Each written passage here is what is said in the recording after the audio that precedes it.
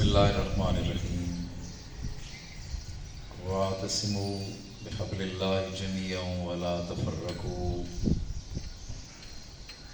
اے مسلمانوں، اللہ کے دین کی رسی کو اکٹھے ہو کر مضبوطی کے ساتھ تھامے رکھو اور تفرقے میں نہ پڑو۔ اس وقت پوری دنیا میں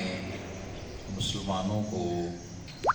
ایک امت بن کر رہنے کی ضرورت ہے۔ ویسے تو ہر دور کے اندر اس کی ضرورت رہی ہے اور رہے گی، لیکن اس وقت جب کہ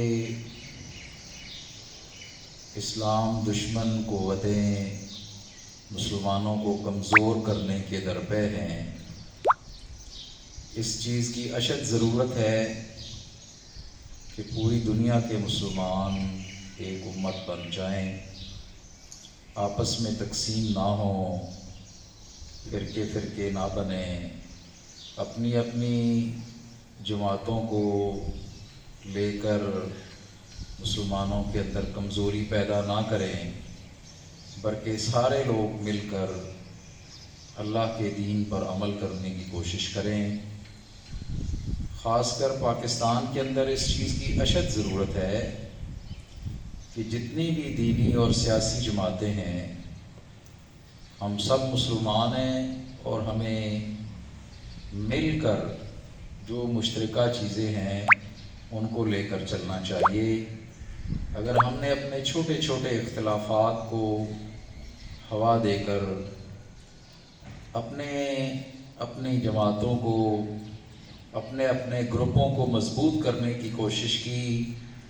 تو ہماری قومی وحدت کمزور ہو جائے گی، ملی وحدت کمزور ہو جائے گی، اور اسی طرح پوری دنیا کے مسلمان ممالک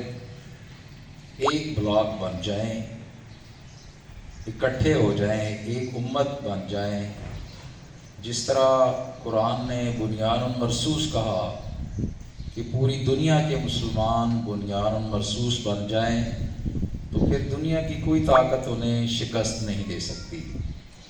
ورنہ اس وقت سازشیں پورے عروج پر ہیں اور دشمن نے اپنے جاسوس مسلمان ملکوں کے اندر دینی اور سیاسی جماعتوں کے اندر گھسیڑ رکھے ہیں، جن کا پتہ بھی نہیں چلتا۔ وہ اتنی اہم عہدوں کے اوپر فائز ہیں کہ سال ہا سال کی ان کی محنت ہے، اور اسلام دشمن قوتوں کی جو سازشیں ہیں وہ لوگ لمبی پلاننگ کرتے ہیں۔ اس لیے مسلمانوں کو چاہیے، پوری دنیا کے مسلمانوں کو اور بالخصوص پاکستان کے مسلمانوں کو، کیونکہ پاکستان اسلام کا قلعہ ہے اور اسلام کے نام پر حاصل کیا گیا یہ واحد ملک ہے، نظریاتی ملک ہے۔ یہاں کے مسلمانوں کو اور خاص کر مسلمان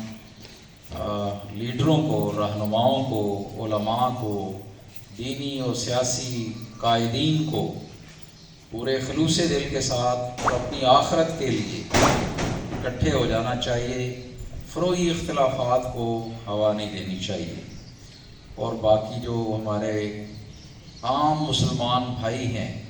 ان سے بھی میری یہ گزارش ہے کہ سوشل میڈیا کے اوپر بھی کسی جگہ بھی اختلافی باتوں کو ہوا مت دیں۔ جو ہماری تاریخ کی باتیں ہیں، اختلافی باتیں ہیں جن سے ہمارا نہ کوئی نفع ہے نہ کوئی نقصان ہے، ان باتوں کے اندر ہمیں الجھنے کی ضرورت نہیں ہے، امت کو الجھانے کی ضرورت نہیں ہے۔ جو مشترکہ چیزیں ہیں، سیدھی سادھی چیزیں ہیں، ان کے اوپر پوری امت کو اکٹھا کرنا چاہیے، متحد ہونا چاہیے، اور ذرا سے بھی یہ ایسا موقع ہے کہ چھوٹا سا اختلافی مسئلہ پورے پاکستان کو اور پوری مسلم امت کو لپیٹ میں لے سکتا ہے، اور یہی ہمارا دشمن چاہتا ہے۔ میں اکثر آپ بچوں کو ان دنوں مثال دیتا ہوں کہ یہ جو حال ہی میں اسرائیل اور ایران کی جنگ تھی، اس نے ایک لحاظ سے پوری مسلم دنیا کو جھنجھوڑ کے رکھ دیا ہے، اور ہمیں جاگ جانا چاہیے کہ ہم دشمن کی سازشوں کو سمجھیں۔ مسلمان وہ کافر کی نسبت اللہ تعالیٰ نے اسے عقل زیادہ دی ہے، فہم دی ہے، حکمت دی ہے۔